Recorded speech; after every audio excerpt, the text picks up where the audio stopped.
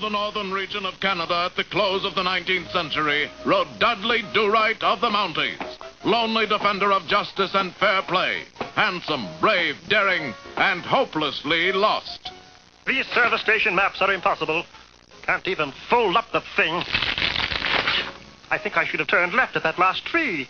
Meanwhile, a short distance away, Snidely Whiplash was up to his favorite pastime, tying women to railroad tracks. He soon had unexpected company.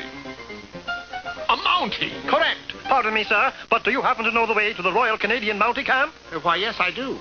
Oh, this pesky knot. Could you give me a hand, or rather finger? Always willing to help a citizen in need. There. Dudley Do-Right of the Mounties. Get out of that if you can. Oh, fudge.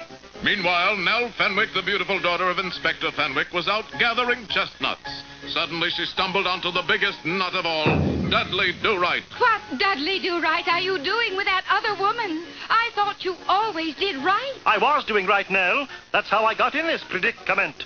But could I tell you about it later? I think there is a train approaching.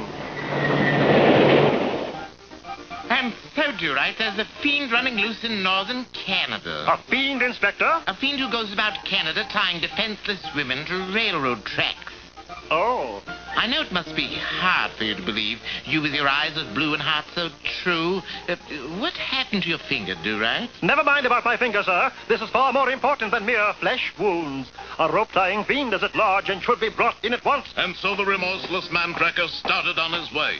He didn't have far to track. Here, here. You oughtn't to do a thing like that. Going around tying defenseless people to railroad tracks. It's not the Canadian way. You think I'm not trying to stop tying? I'm hooked. It's a habit with me now. I swear to you, after I tie up this one defenseless woman, I'm going to swear off, so help me. Could you just put your finger in this knot? Well, if you think it will help you kick the habit... Oh, it will, it will. There. Yeah. Curses. Foiled again. Hey, that's my line.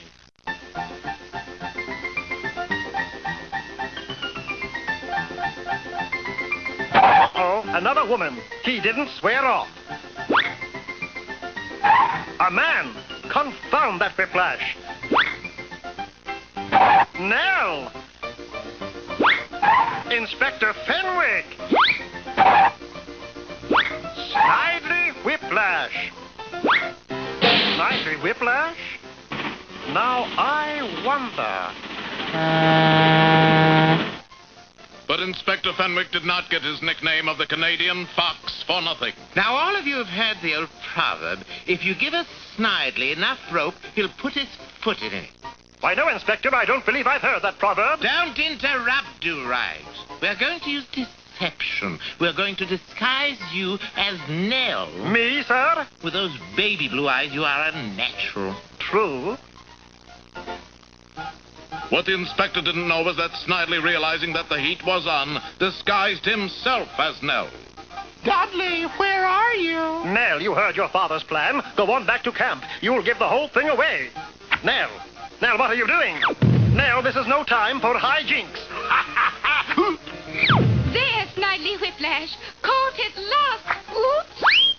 So, Snidely Whiplash, you thought you'd catch the Mounties' counter intelligence napping, eh? But, Father, I'm not Snidely Whiplash. And don't think you're fooling me with that crummy falsetto voice. You must think we're pretty stupid at headquarters. Hey, buddy, don't leave stuff laying around in the tracks, huh? Trying to confuse me, Whiplash? Well, it won't work. As if I wouldn't know my own daughter and my favorite constable. Inspector Fenwick always gets his man. Well, Nell, I guess all's well that ends well. My sentiments exactly, Dudley.